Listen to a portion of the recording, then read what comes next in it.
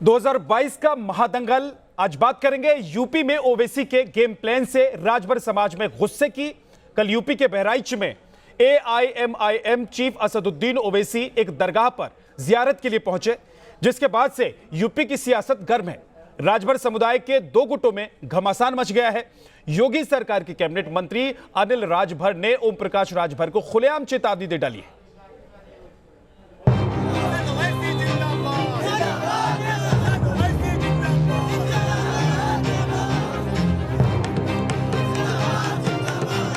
एकदम राष्ट्रद्रोह जैसा अपमान आज ओवैसी ने किया है कि राजभर समाज का नौजवान ऐसे लोगों को माफ नहीं करने वाला है।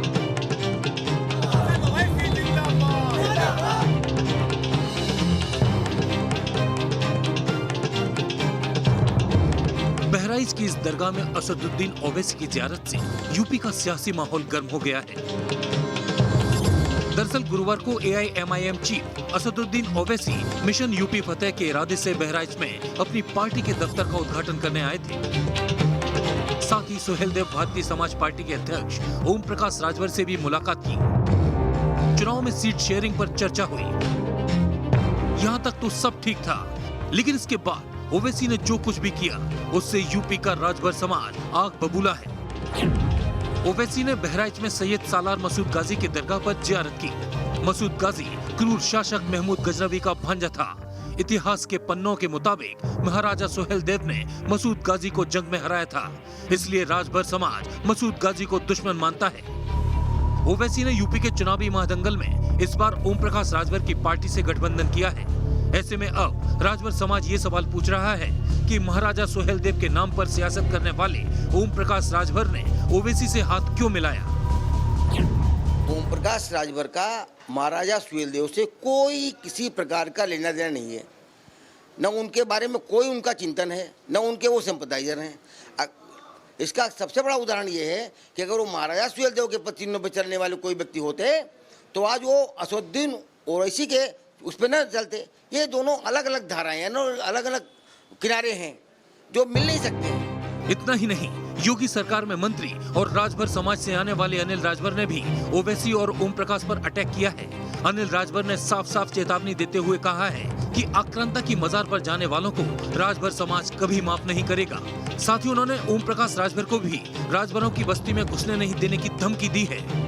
राजभर समाज का पूरा अपमान, इस देश का पूरा अपमान, महाराजा सुहेलदेव का अपमान इन लोगों ने किया है। कैसे लेंगे अपमान का बदला? आप बिल्कुल अपमान। इन लोगों को हम चैन से रहने नहीं देंगे। समाज इनको चैन से नहीं रहने देगा। राजभर समाज के बीच में इनको हम लोग घुसने नहीं देंगे।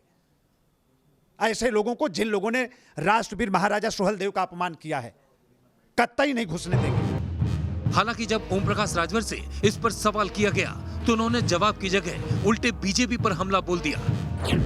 जब देश के प्रधानमंत्री माननीय नरेंद्र मोदी जी बिरयानी खाने पाकिस्तान जाते हैं और देश के सामने भारत पाकिस्तान से गुमराहियत पैदा कराते हैं, आडवाणी जी जिन्ना के यहाँ मजार पे चादर चढ़ाने चले जाते हैं, राजनाथ जी जा करके जो है रोजा खोलते हैं लखनऊ में मुसलमानों के बीच में बैठ करके, ये नहीं दिखाई देता है। कश्मीर में महबूबा मुफ्ती से ये समझौता करते हैं और बीजेपी मिलकर सरकार बनाती है। अभी नागालैंड में वहाँ एक मुस्लिम पार्टी समझौता करके सरकार बनाने की कवायद में लगे हैं। ये करें तो रासलीला, हम कहें तो करैक्टर ढीला। मोहन भागवत जी ने जो कहा कि जो मुसलमान और हिंदू का डीएनए एक है, तो फिर ये दंगे क्यों हुए इसके पहले, फिर लोगों को मारा पीटा क्यों गया। और मुझे तो जहां तक लग रहा है कि डीएनए एक है, तो भारतीय जनता पार्टी को मुसलमानों की आबादी 22% है भाई, इनको 80 टिकट दे दो विधानसभा में, तब तो माने कि डीएनए एक है। इस बीच ओम प्रकाश राजभर की पार्टी से गठबंधन करने वाले ओवैसी के गेम प्लान पर योगी सरकार के मंत्री मोहसिन रजा ने बड़ा बयान दिया है। मोहसिन रजा ने यूपी में ओवैसी की एंट्री के पीछे बड़ी साजिश की बात कही है। यहाँ आपका कोई जनाधार है नहीं, आप यहाँ क्यों आ रहे हैं? बल्कि हम तो यूं कहेंगे धर्मांतरण का जो तार है वो तेलंगाना और हैदराबाद से भी जुड़े हैं। तो उसके पीछे क्या साजिश हो रही, कोई साजिश तो नहीं हो रही, उसका भी एजेंसियां हो सकता है हमारी खुलासा करें 2-4 दिन में। असदुद्दीन ओवैसी साहब को मैं ये बताना चाहता हूं कि जैसे आप बैरिस्टर बन गए हैं तो भारतीय जनता पार्टी भी चाहती है टोपी से टाई की तरफ ले आए आपके समाज को। आप हमारी नीतियों को समझिए, आप तुष्टीकरण की भेंट मत चढ़ाइए। आप दरगाहों पर आकर जिस तरह से भीड़ लेकर जा रहे हैं और जहां चादरें चढ़ा रहे हैं, ये क्या मैसेज देना चाहते हैं आप उत्तर प्रदेश में? तेलंगाना आपसे संभल नहीं रहा है, हैदराबाद आपसे संभला नहीं।